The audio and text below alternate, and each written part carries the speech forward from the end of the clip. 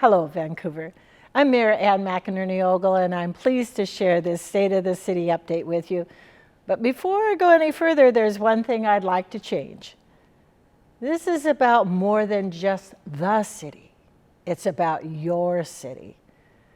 This presentation is about the state of your city. I emphasize that because it's you and your involvement, all of you, the heart and soul of our community, that have helped us accomplish the numerous goals we set in 2021. Goals that improve livability for everyone. I'd also like to recognize the City Council and thank them for all they do. We work together, setting policy and tackling the issues that are aimed at improving livability and charting the path forward for our community. None of what we accomplished in 2021 and plan to carry out this year would be possible without the collaboration and dedication of City Council. But we can't get where we hope to go in the year ahead without you. It's you, your desire to be involved and to volunteer and to give time and to pour energy and heart into Vancouver that will help us make even greater strides this year. 2021 was another challenging and in many ways also rewarding year. Together we faced the many challenges of living in the second year of a pandemic. Yet through it all, we united as a community to largely meet those demands. Our successful collaboration has given us even more reason to focus on the inspiration, the hope, and the positive potential 2022 holds for us. Your city remains strong. We're resilient, and we're moving forward together. As a state, we started to turn the corner on COVID-19. Locally, in 2021, we worked together to do our part. Our Parks, Recreation, and Cultural Services Department worked closely with the Clark County Public Health Department to operate multiple vaccination sites that administered more than 40,000 vaccine doses. To those who were vaccinated, boosted, and wore masks while it was mandated, thank you. We continued leaning into the enormous challenges that we first faced 2 years ago, determined to preserve stability. We also worked to ensure that we could continue delivering key services, providing help to businesses impacted by the pandemic, and protecting our most vulnerable. We've made great strides in an uncertain environment. 2022 is an opportunity for our city to advance its focus and work on resilience, social and economic recovery, and growth, and enhancing livability for the entire community. The city's Water Station 5 improvement project is one of several vital initiatives that will help achieve those goals. Construction began late last year, and more progress will be made this year. The upgrades will enhance resiliency and safety measures at the facility by replacing the original reservoir, which is vulnerable to earthquakes, with 2 new reservoirs, a new pump station, and emergency power. Its completion will ensure that the city can continue to provide reliable delivery of safe drinking water to thousands of customers for decades to come. A major theme for many of you is community safety. We're listening and we're making progress. Public safety services, police and fire, are actively recruiting and hiring more staff, increasing our efforts to improve safety in our community. Among the city's notable accomplishments is securing federal funding to develop a comprehensive police camera program, which is now in the process of being implemented this year. The camera program, which will improve transparency, facilitate investigations, and hold both police and criminals accountable, is also part of our city's larger response to resounding calls for police reform.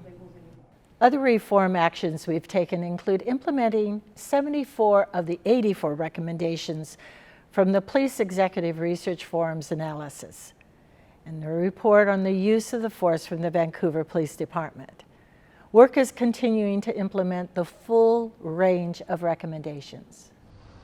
I want to thank voters for passing Proposition 2 in February.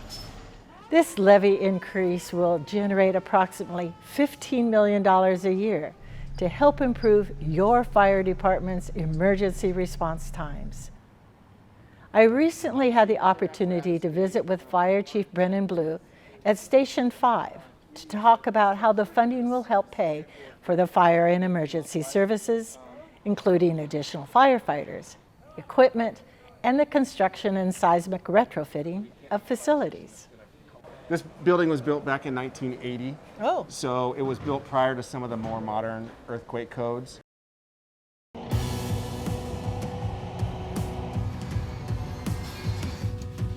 We're very excited. This is such a landmark moment for not only the City of Vancouver, but for Vancouver Fire Services, as we've been able to establish sustainable funding for the first time to help add some additional resources to our community. We've always done a lot with a little. Everybody here has a really strong work ethic, and now we're matching it with a budget. It's exciting times of where we can go. We're going to be adding 3 additional paramedic squads, 2-person quick response vehicles to our fleet, as well as an additional ladder company on the east side of the city. Not only 40 additional personnel, but upgrading our stations, getting support people. It's one of the first times where I've seen in my career where everybody from the mayor on down, city council, the chiefs, all aligned for the same vision.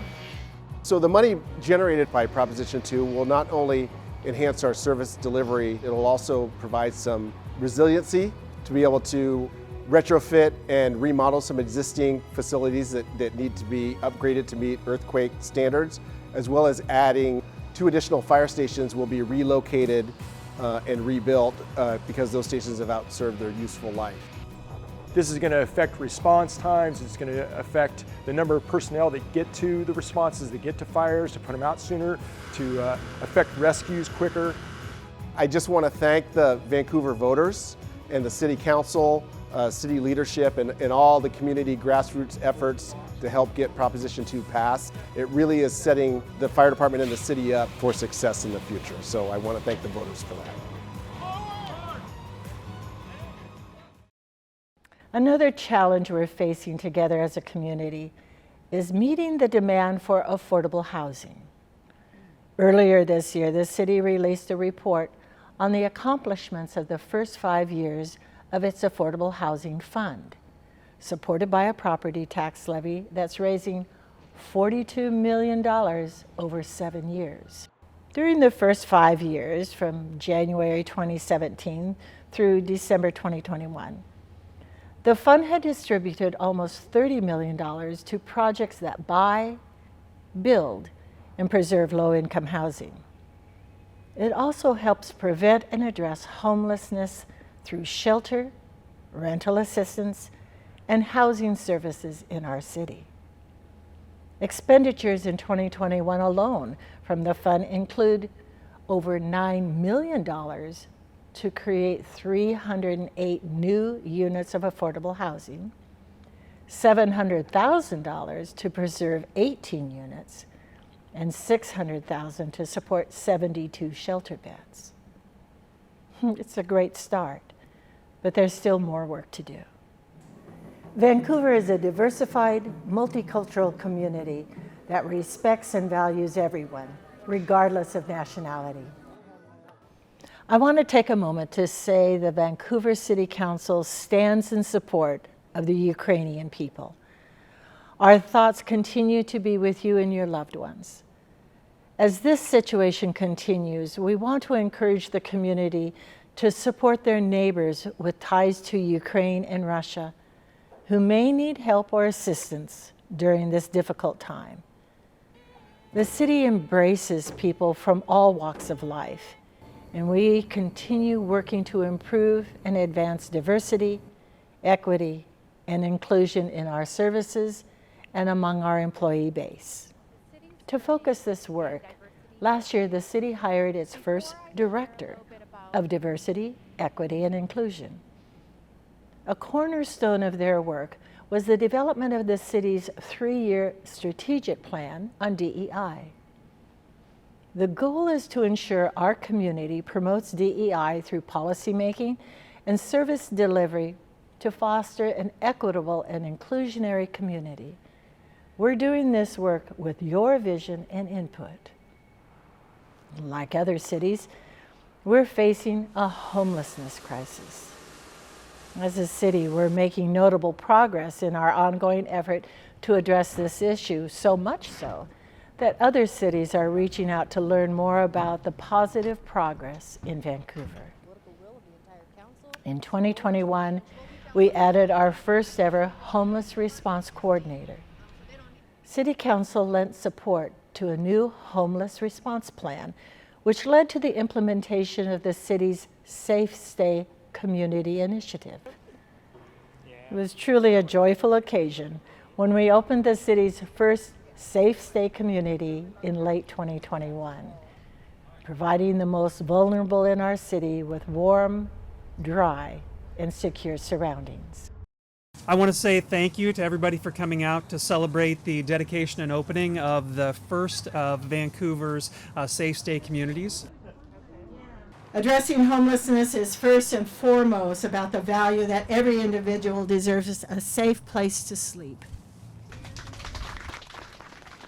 Your involvement and input helped us shape our vision for this initiative, one that's successfully making a positive difference in the lives of those who are experiencing unsheltered homelessness in our city. The Safe Stay community provides 20 modular shelters, housing up to 40 people, and is secured and staffed 24/7 by a nonprofit operator. The site offers stability and security, where residents have access to high-quality, compassionate, life-saving social services while they work to transition out of homelessness. And guess what? It's working.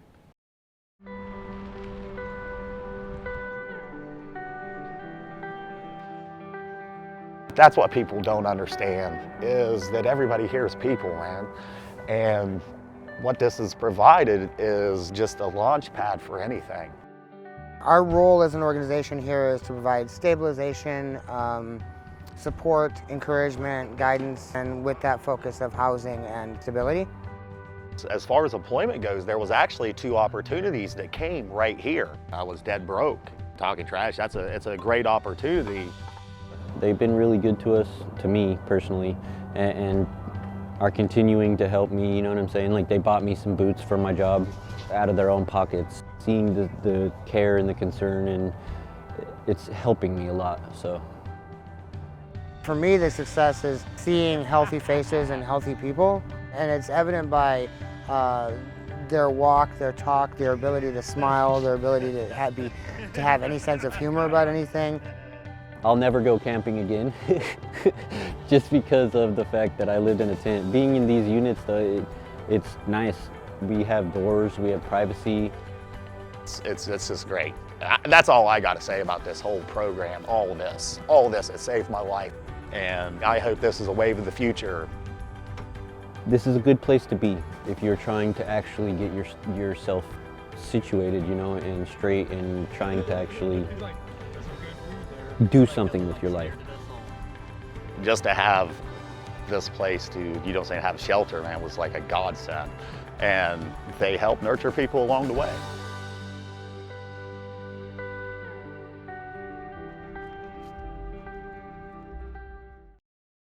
A sincere thank you to all of our partners and community volunteers who helped make this happen. A second Safe Stay community will open soon, and we plan to open a third one before fall arrives. Looking ahead to this year and beyond, we're asking all of you to help us shape the future of our city. As Vancouver continues to grow and community needs and priorities change, the City of Vancouver is working to develop a new 6-year strategic plan. Earlier this year, we invited community members to join our Strategic Plan Advisory Committee. Members of the committee are now helping develop the next strategic plan, and the committee will continue meeting over the next several months. There will also be broader community engagement around this strategic plan later this spring. The plan will help guide city decision-making and lay out a roadmap for successfully achieving our community's long-term goals. We expect the plan to go before City Council for approval later this year. I want to highlight more city actions that are improving Vancouver's livability. It appears our world is starting to reopen, and we're all getting outdoors more. Our Parks, Recreation, and Cultural Services Department is working hard to make sure you have outstanding facilities to visit with your friends and families. Last year, they completed the installation of Nikkei Park, a name honoring the Japanese-American heritage and its history of farming in East Vancouver. Sometimes called the Dinosaur Park, it's tremendously popular, offering a modern play structure with a prehistoric theme, an exercise area, a walking path, and a half-court basketball setup. This year, we plan to complete playground remodels at Rose Village Park, Esther Short Park, and Marshall Park. Building on the goals identified in the Cultural Arts and Heritage Plan, we're exploring ways to reimagine Fort Vancouver Regional Library District's Historic Operations Center to create a community hub that supports the arts. We all know how wonderful and vibrant our city is, but now the world is starting to sit up and take notice as well. Last year, Vancouver made the top 10 list for best small and mid-sized cities to live in. We were also ranked 12th for being the best city for outdoor activities in America, and our waterfront ranked among the top 15 river walks in the country. This continuing recognition is part of why our city continues to be among the fastest growing communities in the Pacific Northwest. We have much to offer, and the trends we're seeing now accentuate the bright future that lies ahead for Vancouver. To highlight some of those trends, employment in Clark County began rebounding in January 2021 and has now surpassed pre-COVID levels. Construction activity, which was slowed by COVID, has also rebounded. The City of Vancouver now reports a pipeline of over 10,000 new multifamily housing units in development, including projects to develop nearly all of the remaining parcels on our iconic waterfront. The rapid recovery in 2021 made clear that the pandemic merely interrupted a deep reservoir of interest in investing in Vancouver. In addition to the strong support from developers and real estate investors, local businesses continue to demonstrate a confidence in the future of our city as a place for growth. Long-term commitments by companies such as tech firms ZoomInfo and Absci would be cheered in normal economic times. Post-pandemic, they stand as beacons for the deep faith in the future of our city and local economy. And it doesn't stop there. We're committed to continuing equitable, strategic economic development around the city. Construction is underway for the Fourth Plain Commons project, a collaboration with Vancouver Housing Authority and our Fourth Plain Forward initiative, to develop a community space and food business incubator for the Fourth Plain community. We're also working to advance progress already being made on economic development projects that include our commercial corridors strategy, Waterfront Gateway, Columbia Palisades, Heights District, and the Vancouver Innovation Center.